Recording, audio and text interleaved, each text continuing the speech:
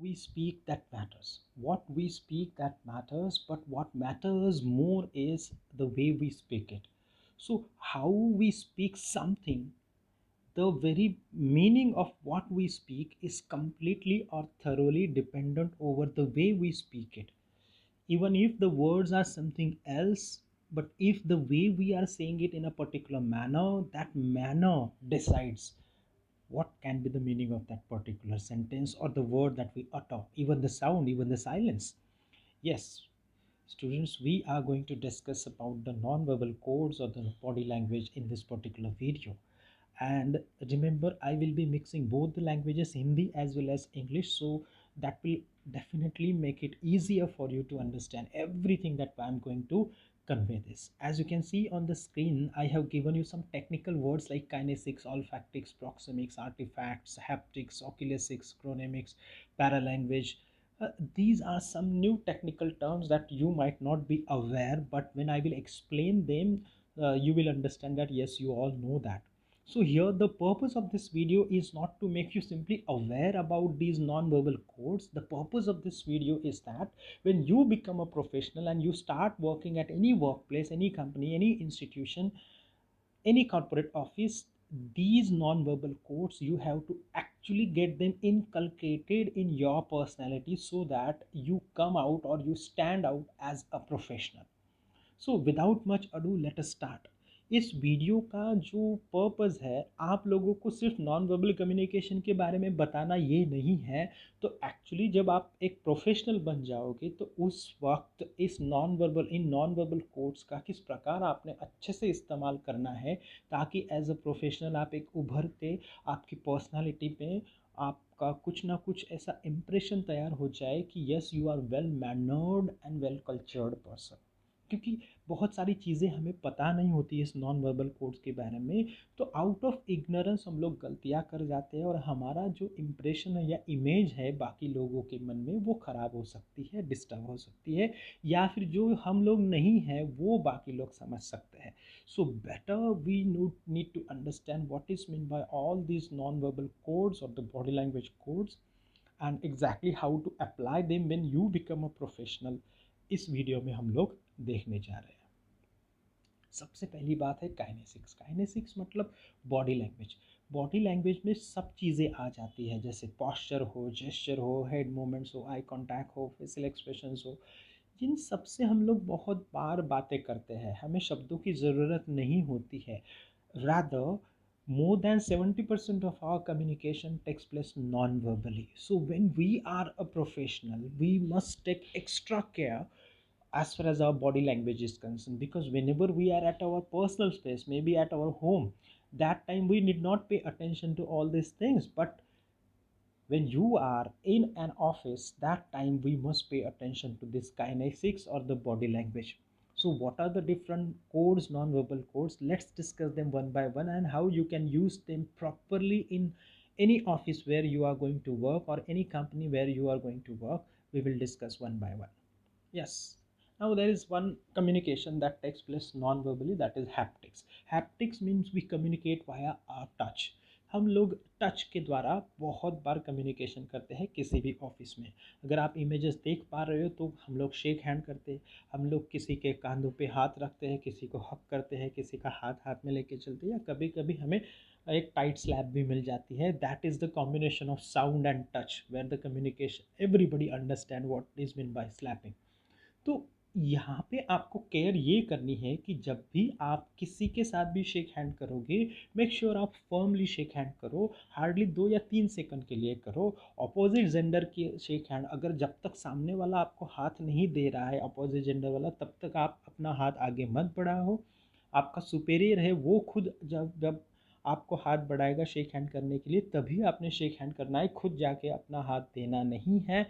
That is all the manner that you must. And ये जो touch है ये प्रोफेशनल टच होता है शेक हैंड, तो आपको वो संभालना पड़ेगा। जब भी कोई अथॉरिटी आता है, अगर अथॉरिटी खुद से ऑफर करता है शेक हैंड तो ही हैंड शेक करना है, अदरवाइज नहीं।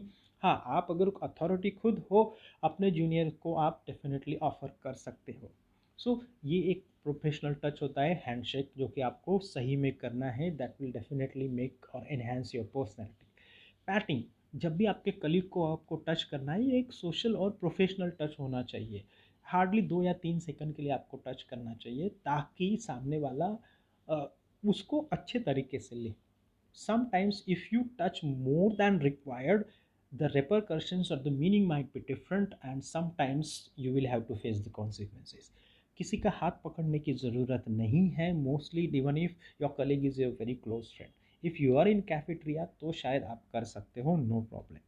हग करना शायद हो सकता है, लेकिन when you are hugging an opposite gender, make sure that be you are very much aware about it, that hardly for 2 or 3 seconds you just hug the person and just be separated. So ये आपको सीखना पड़ेगा। So hugging हो, holding hands हो, patting हो, shaking hands हो, these is all we communicate with the help of touch, that is called haptics, और आपको वो ऑफिस में काम करना पड़ेगा। दूसरा है ऑल्फैक्टिक्स। ऑल्फैक्टिक्स मतलब communication via smell. No, communication via smell मतलब क्या? खुशबू हो या बदबू हो, उससे जो कम्युनिकेशन होता है उसको हम लोग ऑल्फैक्टिक्स बोलते हैं, या कम्युनिकेशन वाया। जैसे कि आप जो परफ्यूम इस्तेमाल करोगे आपके ऑफिस में, वो एकदम स्ट्रांग नहीं होना चाहिए। शायद किसी को अगर एलर्जी है तो वो प्रॉब्लम बढ़ सकती है, इसलिए एकदम लाइट परफ्यूम इस्तेमाल करो। Same case about deo also. Make sure कि आपकी बॉडी से दुर्गंध ना आए। आपका बॉडी ओडर से शायद आपका काफ़ी इंप्रेशन ख़राब हो सकता है। आप जब भी खाना खाओगे तो अपना टिफ़िन ऑफिस स्पेस में या वर्किंग स्पेस में मत खोलो। उसका जो एरोमा होता है उससे शायद बाकी लोग डिस्टर्ब हो सकते हैं। या अगर एसी ऑफिस में आप बैठे हो तो वहाँ पे तो खाना बिल्कुल नहीं खाना है, क्योंकि उससे वहाँ का जो हवा है उसका पूरा एक जो स्मेल होता है वो डिस्टर्ब हो जाता है। तो आपको ये काम सीखना है कि किसी भी ऑफिस में जब भी आप काम करोगे तो आपका बैड ब्रिथ, यानी मुंह से दुर्गंध नहीं आनी चाहिए, बॉडी से दुर्गंध नहीं आनी चाहिए, बहुत सारा स्ट्रांग परफ्यूम या डिओ आपने लगाना नहीं चाहिए। नहीं तो परफ्यूम या डिओ ही आपकी पहचान बन जाएगी कि भाई 2 फुट के दूर से या फिर 10 फीट दूरी से लोगों को पता चल गया कि मिस्टर एक्स या मिस एक्स आ गई है। सो आपकी पहचान परफ्यूम या डिओ नहीं बनना चाहिए। सो ये प्रिकॉशन आपने करने चाहिए। और एक बात मैं बोल रहा हूँ कि आपके जो जूते हैं, कभी कभी हम लोग ऑफिस में जूते निकाल के बैठ जाते हैं तो कभी कभी जूते भी काफ़ी स्मेल करते हैं, and which is highly irritating and disgusting smell that we get or everybody gets. So make sure कि आप साफ़ सुथरे जूते और सॉक्स पहने, और मोस्टली उसको ऑफिस के ऑफिस में ना निकालें, ताकि आपकी जो बदबू है जूतों की ना वहाँ पे ना फैले। So you must take care of all these things. This is called olfactics or communication via smell. अगला है ऑक्यूलेसिक्स। ऑक्यूलेसिक्स मतलब हम लोग आँखों से बातें करते हैं। हमारी आई बिहेवियर, हमारा गेज, जो भी हमारी आँखें हैं वो बहुत सारी चीज़ें बयां करती है। तो अभी आप जब भी बात करोगे किसी भी ऑफिस में, अपने कलीग के साथ, अपने सुपीरियर के साथ, अपने जूनियर के साथ, जब कोई सामने वाला बात कर रहा है तो उसकी आंखों में आंखें डाल के बात करो, उसकी तरफ देखो। इससे उसको पता चलेगा कि you are interested in what the person is saying. कभी भी कोई भी बात सुननी है, कोई भी प्रेजेंटेशन सुननी है तो स्पीकर की तरफ देखो, ताकि उस स्पीकर को लगे कि yes, the speaker is being received by you very positively. और ये मैनर्स होते हैं, तो आपकी आंखों से पता चल जाता है आप झूठ बोल रहे हो, सच बोल रहे हो, या कॉन्फिडेंट हो या कॉन्फिडेंट नहीं हो, सब आंखों में पता चल जाता है। इसलिए सामने वाले की आंखों में देखना है, ताकि आपको पता चले सामने वाला सही में सिंसियरली बात कर रहा है या नहीं कर रहा है। जैसे कि आप लोग पिक्चर्स में देख पा रहे हो, आँखों में सब कुछ नज़र आता है। और इसीलिए बहुत सारी हिंदी मूवीज़ में आँखों पे बहुत सारे लिरिक्स आप लोगों ने लिखे होंगे और सुने भी होंगे।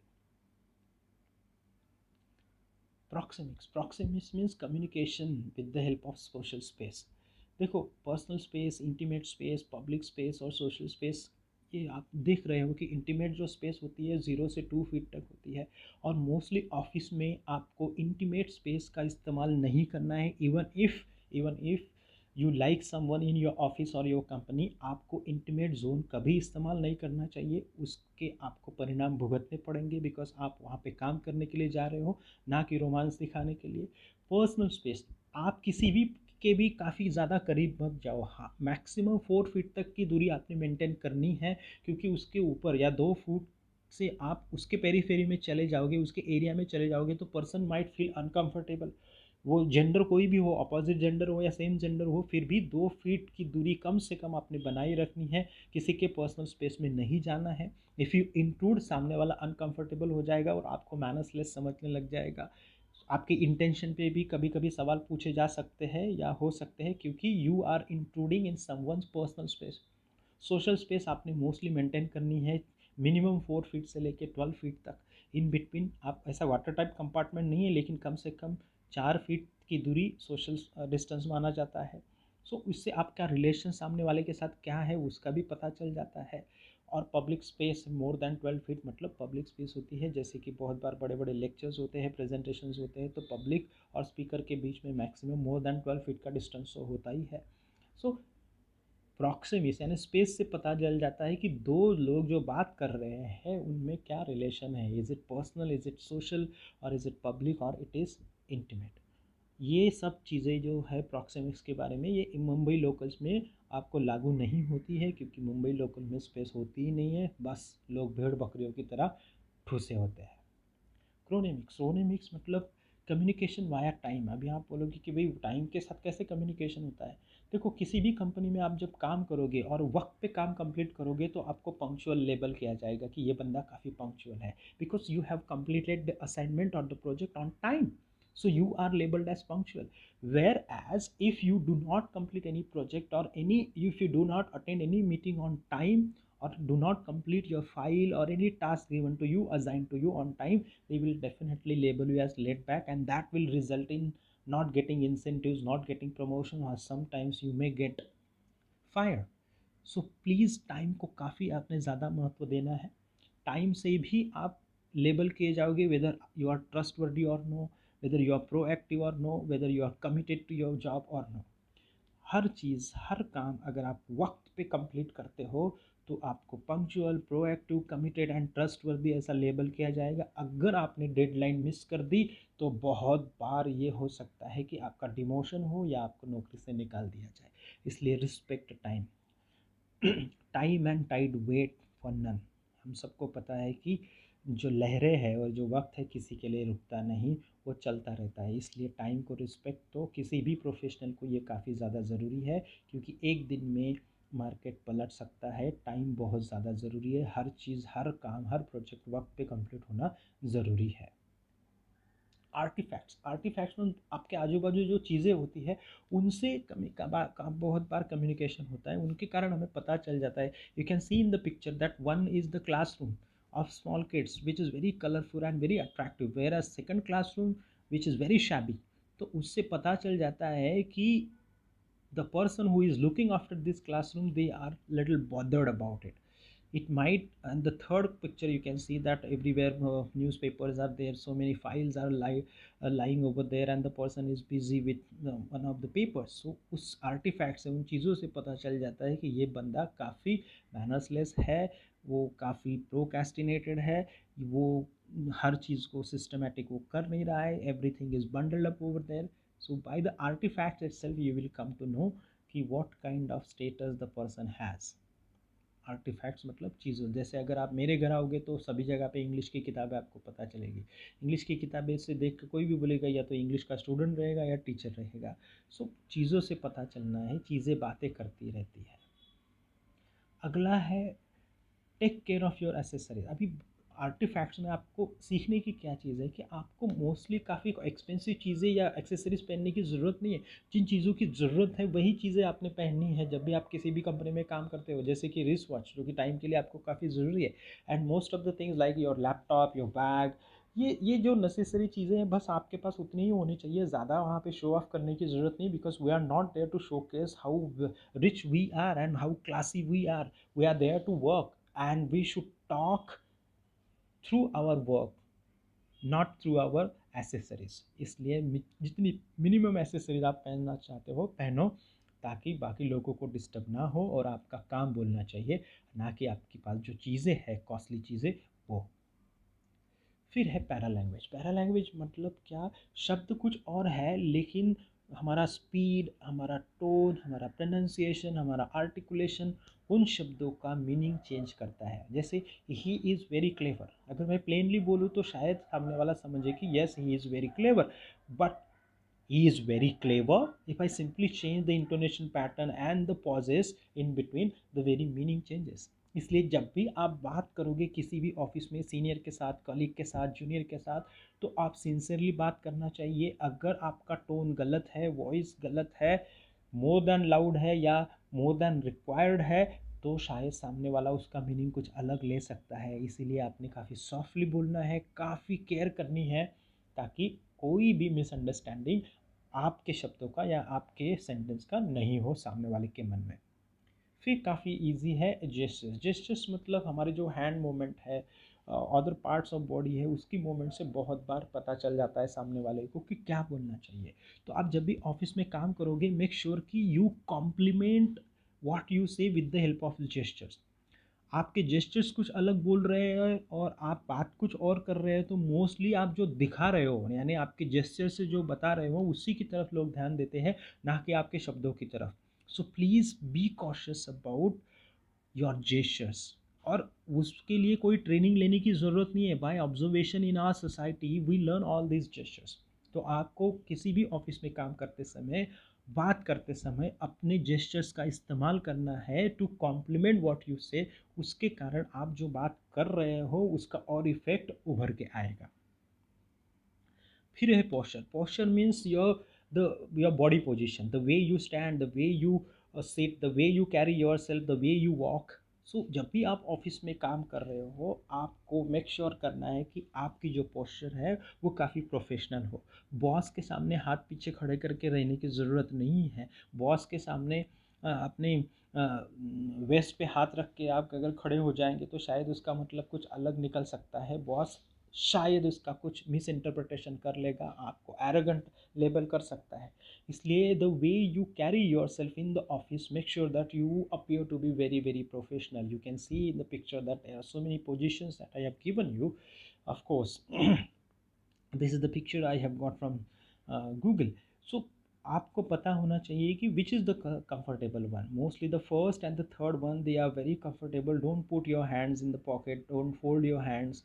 सो ये डिफेंसिव होती है। और जो हाथ आप जेब में रखते हो, खड़े रहते हो, तो ये काफ़ी बॉसी टाइप का होता है। तो मोस्टली जो पहला वाला बंदा है जिसने आप एक पाम पे दूसरा पाम रखा है, या तीसरा वाला जो बंदा है जो ने दोनों पाम्स नीचे छोड़ के रखे हैं, वो पोजीशन आपका सही रहेगा। So you have to adopt either of them.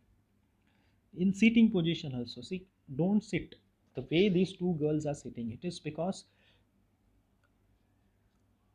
medically also it is not good, because the blood circulation stops.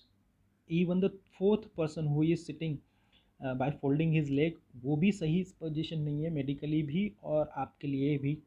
जो पहला वाला बंदा है जिसने अपने हाथ अपने लैप पे रखे हैं, उसके नीचे उसका लैपटॉप है, टाई पहना हुआ है, वो सही पोस्चर है। कहीं पे भी जाओ, आप इंटरव्यू में के लिए जाओ या कभी भी किसी भी ऑफिस के बाहर किसी क्लाइंट का वेट कर रहे हो या किसी क्लाइंट के साथ बात करते हो, तो इसी प्रकार की पोस्चर, काफ़ी इरेक्ट पोस्चर आपने पकड़नी है, ताकि आपका कोई मिसअंडरस्टैंडिंग ना हो और मेडिकली आपको कोई प्रॉब्लम ना हो।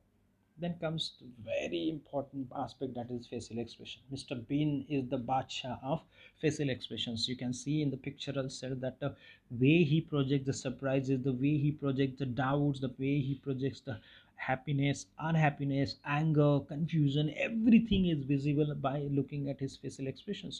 तो आप जब भी काम के जगह पे, कोई भी ऑफिस में जब काम कर रहे हो, तो आपके फेशियल एक्सप्रेशंस मोस्टली स्माइल, आपके पूरे जो मसल्स है चेहरे के, वो कॉम्प्लीमेंट करना चाहिए जिस प्रकार की बातें हो रही है। अगर सीरियस बातें हो रही है और आपके चेहरे पे मिस्चुअस स्माइल है या सरप्राइज़ है या डाउट है, तो शायद लोगों को वो पसंद नहीं आएगा। अगर आप कुछ कोई चीज़ समझ में नहीं आ रही, तो आपके चेहरे पे समझ में आ जाएगा उस वक्त। एज अ स्पीकर अगर कोई सामने वाले को समझ में नहीं आ रही बात, तो आपके उसके फेशियल एक्सप्रेशन से आपने उसको पूछना है कि भाई क्या प्रॉब्लम है। या फिर अगर आपको कुछ डाउट है, आपके फेस पे वो दिखाई दे रहा है, तो सामने वाला स्पीकर आपको शायद बता दे। लेकिन आपके facial expressions you must manage them as per the situation, as per the context. Contradictory facial expression दोगे तो शायद प्रॉब्लम हो सकती है। Right, so please take care of your facial expression. You should not look stupid, you should look professional. You should be an official person over there. Very sincere expressions you should give, so that the people take you seriously. So आपको जो है practical practical number 3, आपके BCC manual में आपको 2 या 3 images या pictures भी वहाँ पे पेस्ट करनी है, उसका एक्सप्लेनेशन देना है। तो ये इमेजेस में से कोई भी इमेज जो मैंने आपको दिखाई, आप उसको प्रिंट आउट लेके वहाँ पे लगा सकते हो, पेस्ट कर सकते हो। For your reference purpose I have given you these images. You can see here the team work in this particular image. You can see the artifacts, the clean and tidy and neatly placed office space over here. You can see the setup of business meeting over there, or the presentation where having artifact is also included, the posture is also included, the eye contact, everything is combined in this particular picture. So you can use this picture also. Here the eye contact, the facial expressions, the setup, artifacts, everything is combined. The grooming and all, everything is combined in this particular picture or image. So you can utilize this and explain it in your bcc manual. Here is the setup of job interview. You can utilize this, see the way the people are dressed, the way they are sitting, and one candidate is being interviewed, see the setup of artifacts, water bottles and all. So you can use this picture also. This is from mechanical engineering, and this is the setup of business meeting wherein the chairperson is sitting over there and rest of the members are discussing something. See the artifacts, see the laptop and all, the way the people are taking down the notes and all. It also conveys a lot of meaning. Here you can see the anger, which is not, which you are not supposed to show. Even if you are completely frustrated and angry over the client, but you should not show this kind of posture or this kind of facial expressions. This is the sincere and serious discussion going on with the facial expressions, gestures, the posture, eye contact, everything is also combined here. You can utilize this picture also. Yes, here is the warning given to one of the employees by the boss. See the way the finger is being pointed. So this can also be utilized by you. Yes, this is the person having a lot of tension, is completely reserved, introvert, and just thinking what to do and what not to do. Maybe he must have got the memo, or he must have got the red slip. This is what everybody knows, that MC stand and all. This particular gesture, you must be knowing it, and there are so many meanings attached to our fingers, the way we show them.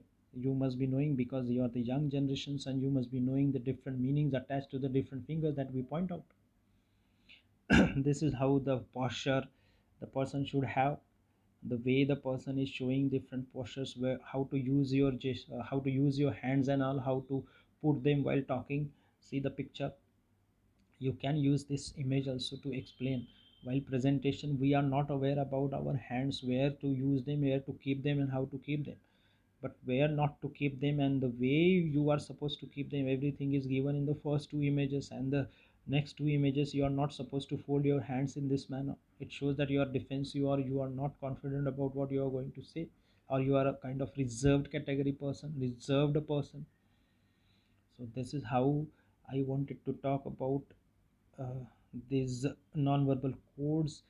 Remember, what you speak that matters, but how you speak that matters a lot. And what gives you the how part is the non-verbal communication. So please be aware of all your non-verbal means. Directly or indirectly, we are going to give the vibe to all the people around us by using our non-verbal codes or non-verbal or body language. So please be aware and cautious about what you show, not only what you speak. I wish you all the very best, ताकि ये सब किया, ताकि आप लोग जब professional बन जाओगे, इन सब का इस्तेमाल आप अच्छे से करो। I wish you good luck. Thank you so much.